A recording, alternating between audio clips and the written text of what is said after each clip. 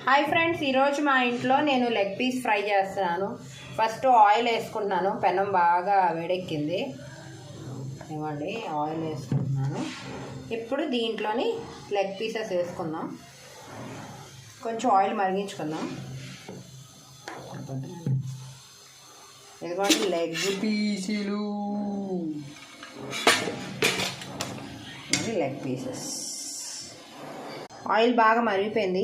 దీంట్లో leg pieces వేసేసుకుంటున్నాను.